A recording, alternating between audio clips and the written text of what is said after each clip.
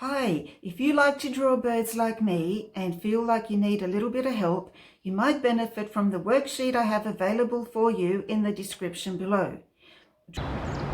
We'll start with a circle for his body. These blue lines are our guidelines. And then let's mark out 12 o'clock. Here's 3 o'clock, but we're aiming for 2:30, so about there. And draw another flattened circle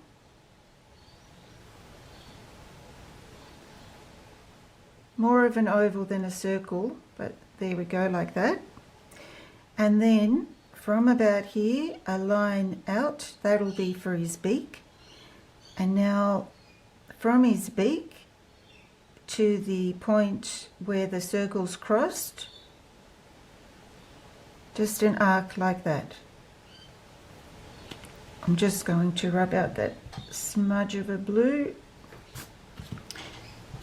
Now his eye and the beak line, and this we're going to create the beak, which will be a bit of a triangle, so let's just go like that to the circle and then sloping it down, and then the bottom of his beak, and put in a little back to front C in there. And then from where the beak touches the circle, let's just come down like that. And on the top of his head, we'll join those two circles and go over the blue line.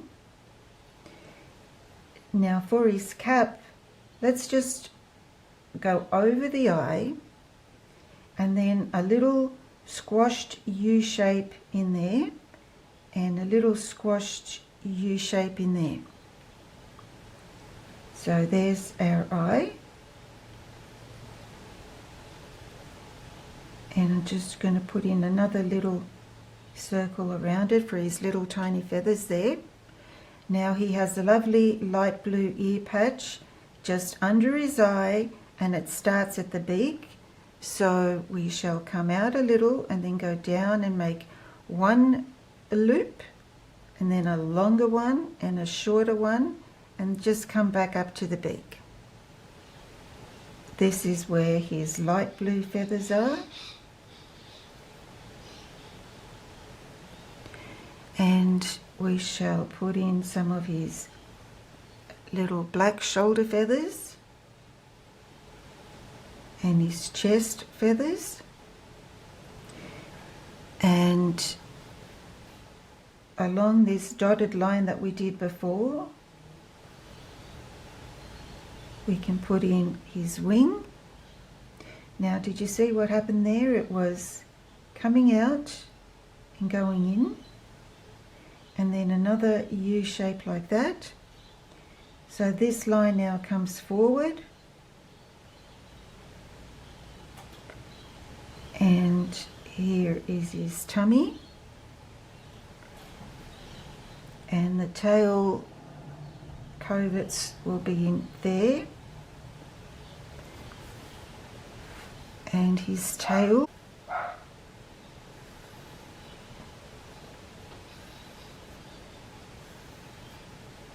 will be like that. You can mark in some of his larger feathers in there if you like, and his foot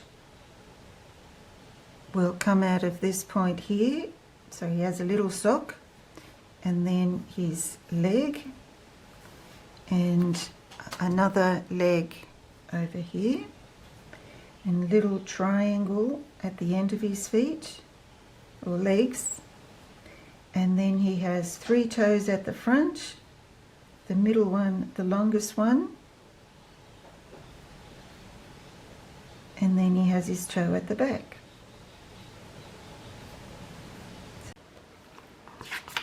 This is the download worksheet that I've prepared for you to have a little practice on, and now I'm going to colour in the wren. Into his cap and his cheek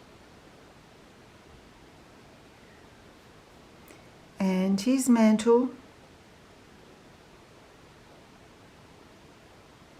There we go. I will dampen the rest of his head, which includes his throat over here and his chest and the back of his head. First drop in a bit of ultramarine blue, just little droplets like that.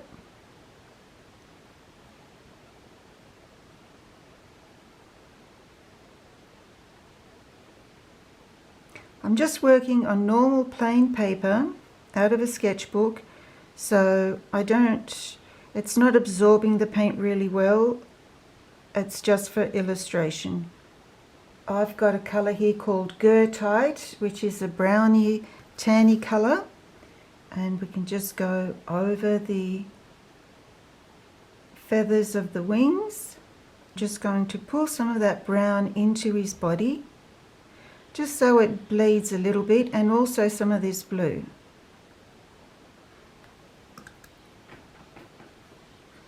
I'm just wiping my brush onto a cloth.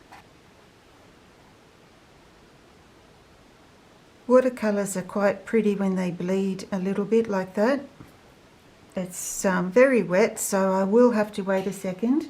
Now with the ultramarine, I can go to his tail.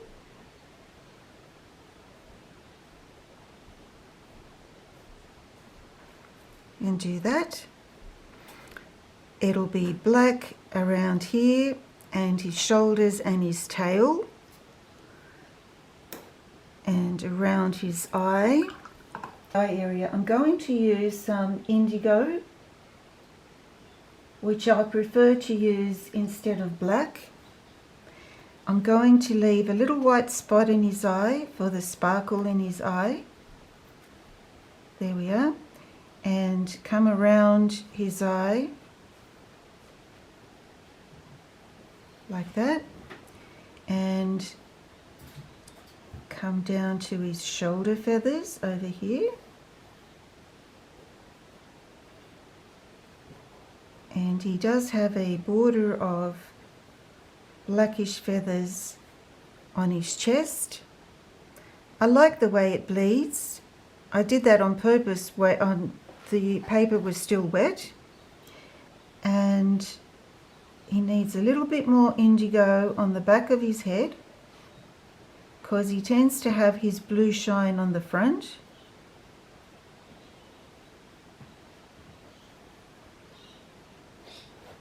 Covert's a little bit dark as well,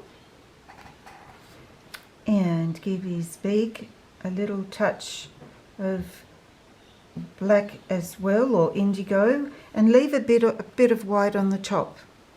Going back to the Goethite I had for the wings and adding a little bit of indigo, I will have a dark colour like that, like a grey colour, which I will just place under his wings, creating a little bit of shadow.